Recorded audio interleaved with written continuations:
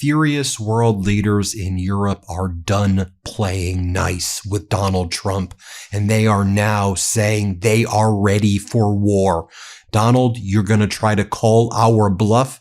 These European leaders are saying we are on the brink of World War III, and we are ready to fight, and we know how pathetic and weak you are, Donald. And if you thought we were just going to run away from Ukraine and allow your plan with Vladimir Putin to be executed and for you to take over all of Europe, well, you're going to have to take it from our hands. We're going to build an army. We're going to strike back, and we're ready for war if war is going to come across our land and our shores.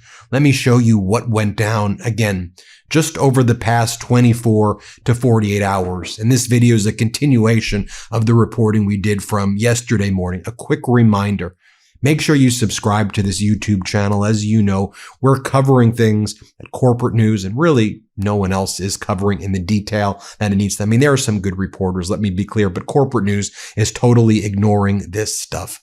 And you know we're under attack from the Trump regime, so hit subscribe. Let me show you what the new head of MI6 had to say.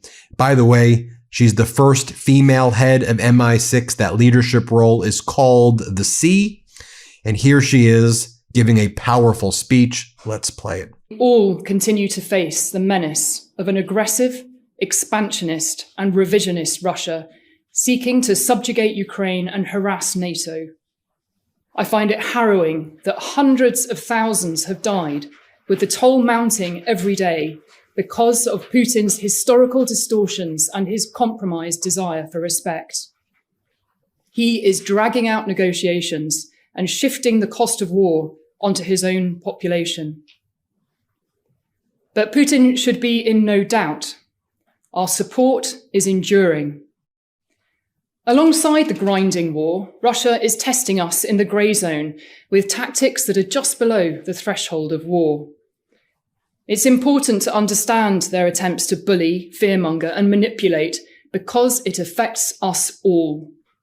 I'm talking about cyber attacks on critical infrastructure, drones buzzing, airports and bases, aggressive activity in our seas above and below the waves, state-sponsored arson and sabotage, propaganda and influence operations that crack open and exploit fractures within societies. The export of chaos is a feature, not a bug, in this Russian approach to international engagement, and we should be ready for this to continue until Putin is forced to change his calculus. AI-powered robots and drones are brilliant for scaled manufacturing, but devastating on the battlefield. Discoveries that cure disease can also create new weapons. And as states race for tech supremacy, or as some algorithms become as powerful as states, those hyper-personalized tools could become a new vector for conflict and control. Next up, I want to share with you what the United Kingdom's Air Chief Marshal Sir Richard Knighton said at the speech that he just gave, warning that people in Europe need to prepare now for the type of world war that their grandparents were involved in. War is about to start again beyond Ukraine, and Europe needs to get ready for a world war. This is the language that they're using. Here, play this clip. The war in Ukraine and Russia's track record shows Putin's willingness to target neighbouring states, including their children and civilian populations. The Russian leadership has made clear that it wishes to challenge, limit, divide and ultimately destroy NATO. Deterrence, at least for NATO, has been working, but the threats and risks are growing. For 3 decades, many did not have to think about the armed forces. Peace was stable, conflict was distant, but that is no longer true. I will argue that the situation is more dangerous than I have known during my career, and the price of peace is rising. Our response needs to go beyond simply strengthening our armed forces. It needs a whole-of-nation response that builds our defence industrial capacity, grows the skills we need, harnesses the power of the institutions we will need in wartime, and increases the resilience of society and the infrastructure that supports it. But deterrence is hard to measure, and it's really hard to answer the question, how much is enough? In fact, it's almost impossible to answer that question, except in hindsight. But if we get it wrong, the costs could be huge. I'm super clear that our armed forces are our first line of defence, and we need to be ready to fight and win. But the cost of getting it wrong is not just going to fall on those in uniform. The impact of failure will not be on some, hopefully hypothetical, future battlefield, but on the infrastructure and economy that underpins our broader national life and that of our allies. We have to prepare to protect ourselves from an array of real physical threats of growing sophistication. And then I will share with you right here one of the top foreign affairs EU officials, the EU High Representative for Foreign Affairs. Here's what she had to say, that Donbass is not Putin's endgame. Putin wants Donbass and have eastern Ukraine handed to him, though he can't take it over by military force. He's been too weak to do that because then they're going to launch further plans and attacks. EU knows what's up, and they're not going to fall for Putin and Trump's scheme. Here, play this clip. We have to understand that Donbass is not Putin's endgame. If it gets Donbass, then the fortress is down, and then they definitely move on with taking the whole of Ukraine. And if Ukraine goes, then other regions are also in danger. We know this from the history, and we should learn from history. And then this top minister in the EU for Foreign Affairs is asked, so can EU provide the security guarantees it needs to stay? Here, play this clip right here. Have to keep in mind is that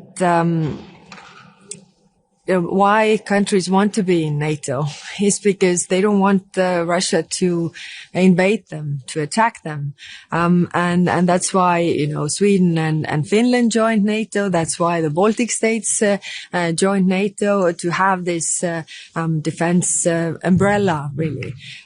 Now, if this is not in question, or this is out of the question, then we need to see what are the security guarantees that are tangible. They can't be, papers or promises. They have to be, real troops, real capabilities, so that Ukraine is able to defend itself. Now let me share with you what a Ukrainian member of parliament, Kira Rudikt, had to say. And I think the point that she makes here is absolutely perfect. And shout out, by the way, to these powerful female leaders. We need much more powerful female leaders like this, and the men to step aside. Frankly, if we had more leaders like this, the world would be a better place. That's just my humble opinion. Here, play this clip. I think over the last, 6 months, we have heard so many things about different peace plans, about different proposals. However, everybody's trying to dance around the complicated question that is not answered. And the question is, who or what will make sure that Putin would not attack us again? Yeah. There is no solution to that we have heard just yet. We have heard some things about security guarantees from the United States, but I don't think that any of that is finalized.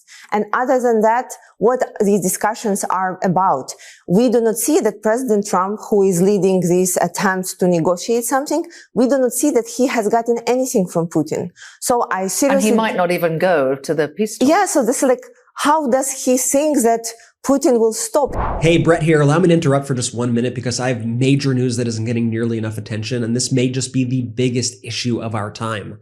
According to the Energy Information Administration, household electricity prices have risen 13% since Donald Trump took office, and experts say that this is just the beginning if current policies continue.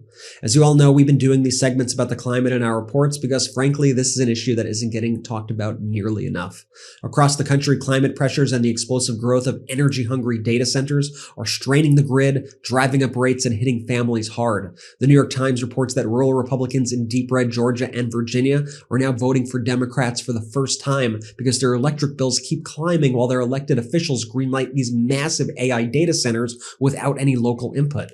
These facilities require staggering amounts of power and water, and under Trump, the strategy has been to just accelerate data center expansion while simultaneously taking a sledgehammer to clean energy projects.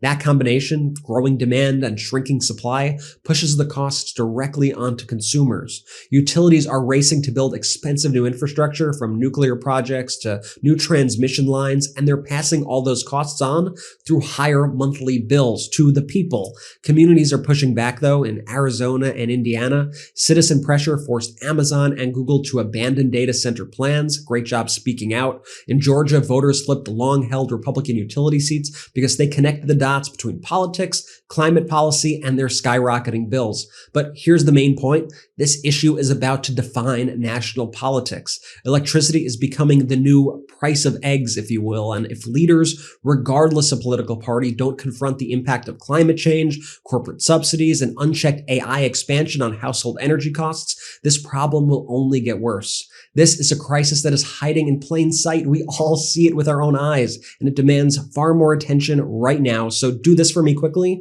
Let me know your thoughts on AI data centers, on the climate, on your electricity bills, and so on below. And let's continue to make noise. Okay, Ben, back to you. And then, of course, I showed you this clip yesterday. And here is Friedrich Merz, the Chancellor of Germany, saying the Pax Americana is over. This idea of America and Europe side by side is done. America can't be trusted. Play this clip. I will come back to this point shortly in the context of foreign and security policy. But, dear friends, the decades of Pax Americana are largely over for us in Europe and indeed for us in Germany. It's not the same as we once knew it, and no amount of nostalgia will help, and I'd be one of the last who wouldn't gladly give in to such nostalgia. But it's no use. That's how it is. The Americans are now very, very firmly asserting their own interests, and that can only mean one answer, that we must now also assert our own interests. And my dear friends, we are not nearly as weak. We are not nearly as insignificant. And here was another clip of Friedrich Merz talking about Russia is getting ready for World War III. It doesn't just end at Ukraine. So the defense of Ukraine is important to protect Ukraine, but Ukraine is Europe. Here, play this clip right here. Das ist ein Angriffskrieg. This is a war of aggression by Russia against Ukraine. It is against Europe. And if Ukraine falls, then he will not stop. Just as in 1938, the Sudetenland was not enough. Putin will not stop. And for anyone who still genuinely believes today that they have had enough of this, they should please meticulously examine his strategies, his official papers, his public speeches, and all of his appearances. Now, what's Donald Trump saying? Donald Trump, during a press conference yesterday in the Oval Office, where he attacked Rob Reiner and Reiner's wife, Michelle, after they were murdered, with the main suspect being their son, who suffered from drug addiction. Donald Trump, while also attacking Brown University and blaming the failure to catch the suspect on Brown as opposed to his incompetent FBI, and Donald Trump making all of these social media posts providing disinformation about the suspect being in custody when they weren't. Donald Trump said about Ukraine, Ukraine's already lost, Donald Trump says, which is false. He goes, they've already lost all of their territory. It's done. It's gone. Actually, they haven't. I mean, Russia was able to take over some of the territory. Ukraine launched a successful counteroffensive. Russia still has not an insignificant portion of the land, but they haven't been able to take over the Donbass and other areas of eastern Ukraine that they want handed over. Here, play this clip of what Donald Trump said. Let's play this clip right here. Security guarantee is offered. What incentive is there for Ukraine to give up any sort of territory? Well, look, you have, they've already lost the territory, to be honest. I mean, the territory is lost. But in terms of security guarantee, we're working with Europe on it. Europe would be a big part of that. And we're working on the security guarantee so the war doesn't start up again. We don't want to have a war start up again. You know, as I said, with Thailand and Cambodia, two people I get along with great. And I dealt with them and I called them and I said, look, fellas, you got to relax. You got to take it easy. They lost. You know, they started the war again. I got it ended. Now, the German foreign minister also has been discussing these ongoing talks that have been happening in Berlin, right? There's been these negotiations in Berlin where Trump and Witkoff, well, Trump's not there, but he sent his envoy Witkoff, sent his son-in-law Kushner. By the way, Kushner's real estate Trump Tower project in Belgrade in Serbia has blown up as cabinet members have been arrested due to corruption there. And Kushner's private equity company Affinity that gets its money from the Saudis and the Emiratis, UAE, and Qatar that fund him, they had to shut down their building project, by the way, in Belgrade. More grifting from this grifter family. The German foreign minister said the following about the Trump regime's negotiating positions. German's foreign minister said Zelensky's meeting with Witkoff on Sunday made clear, and it was also on Monday, that the U.S. delegation had obviously coordinated its position with Moscow beforehand. And the German foreign minister said Sunday's talks were substantial, but we'll only know at the end of the week how much real progress is being made. Here's what Zelensky had to say. Yesterday, we had our first meeting with Mr. Witkoff and Mr. Kushner, as well as with the U.S. team. Prior to that, our teams held the relevant meetings. It is very important that our counterparts from the United States of America heard all details regarding the war. If these meetings had taken place earlier, the progress would have been even greater. But I am grateful that we truly worked very well together. There are some things that in my view are destructive and would definitely not help us. It is important that they are no longer present in the new versions of the documents. This matters because dignity matters. What's he talking about there? Giving up eastern Ukraine, preventing Ukraine from joining the European Union or NATO, and other attacks on Ukrainian sovereignty that's being pushed by Russia. Zelensky writes, of course, we have different positions with Russia regarding territories. This must be acknowledged and discussed openly. I believe that the America side, acting as a mediator, will propose various steps to try to find at least some form of consensus. We will do everything to find clear answers to questions about security guarantees, territories, and money as compensation for Ukraine to rebuild. It is necessary to understand the source of this funding. We are discussing security guarantees, and before taking any steps on the battlefield, both the military and the civilian population must have a clear understanding of what the security guarantees will be. This is very important. We are working on putting all of this on paper right now, and there is progress. The details developed by the military part looks quite solid, even though this is only a first draft.